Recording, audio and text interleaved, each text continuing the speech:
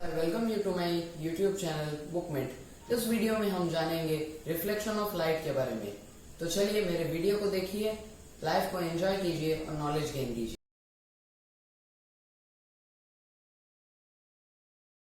चलिए फ्रेंड्स, अब पढ़ना स्टार्ट करते हैं। जैसे कि हम रिफ्लेक्शन ऑफ लाइट के बारे में पढ़ने जा रहे हैं, तो लाइट की एक टेंडेंसी के बारे में आपको बता देना चाहिए। वैसे तो आपको पता ही होगा कि light always travels in a straight path, यानी कि वो हमेशा सीधी रेखा से ही ट्रेवल करती है। तो जायज सी बात है कि रिफ्लेक्ट होने के बाद भी वो एक सीधी पाथ से ही रिफ्लेक्ट होगी।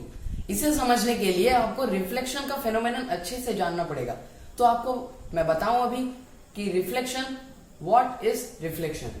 तो सिंपल वर्ड्स में अगर कहा जाए तो लाइट जब एयर में ट्रेवल करता है सीधी रेखा से, और तब किसी शाइनी सरफेस पर स्ट्राइक करने के बाद वापस एयर में बाउंस बैक हो जाता है, इस फेनोमेनन को हम कहते हैं रिफ्लेक्शन ऑफ लाइट। वैसे ये बहुत ही सिंपल हो गया। अगर हम थोड़े हायर थिंकिंग पे सोचे तो इसके अलावा रिफ्लेक्शन का एक दूसरा डेफिनेशन भी है।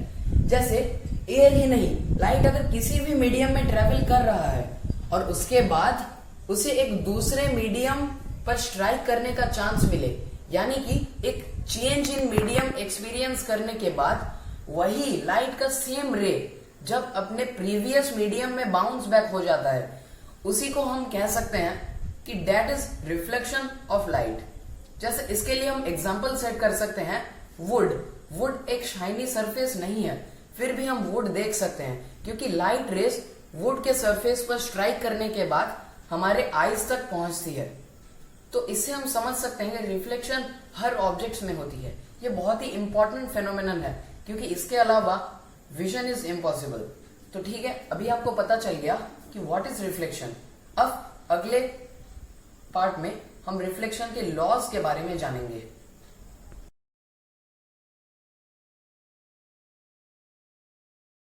अब हम जानेंगे लॉज ऑफ रिफ्लेक्शन के बारे में। तो चलिए, तो ये है लॉज ऑफ रिफ्लेक्शन। तो पढ़ना शुरू करते हैं। The incident ray and the reflected ray behave in predictable ways which leads to the two laws of reflection, यानी कि इनका बिहेवियर हमेशा कांस्टेंट रहता है, इसीलिए ये प्रेडिक्ट किए जा सकते हैं। कौन कौन से रे? Incident ray and reflected ray. Incident ray के बारे में आपको बता दूं कि इंसिडेंट रे वो रे है जो दूसरे मीडियम को स्ट्राइक करती है, और जिस पॉइंट पे स्ट्राइक करती है उस पॉइंट को हम कहते हैं पॉइंट ऑफ इंसिडेंस। अब रिफ्लेक्टेड रे वो रे है जो रिफ्लेक्शन के बाद मीडियम से स्ट्राइक करने के बाद अपने प्रीवियस मीडियम में बाउंस बैक होती है, उसे हम क्या कहते हैं? Reflected ray. और इसी बीच में एक दूसरा इमेजिनरी लाइन लाई करता है जो पॉइंट ऑफ इंसिडेंस पे इस मीडियम यानी कि नए मीडियम के परपेंडिकुलर लाई करता है। ये एक इमेजिनरी लाइन है, इसे हम नॉर्मल कहते हैं। ये जो एंगल है जो इंसिडेंट रे और नॉर्मल के बीच फॉर्म होता है, इसे हम एंगल ऑफ इंसिडेंस कहते हैं, जो आई से रिप्रेजेंट किया जाता है, या फिर आप कह सकते हैं आई से डिनोट किया जाता है। और एक दूसरा एंगल फॉर्म होता है जो नॉर्मल और रिफ्लेक्टेड रे के बीच में होता है, उसे हम क्या कहते हैं? Angle of reflection. तो लॉज के अनुसार ये कह सकते हैं the angle of incidence equals the angle of reflection.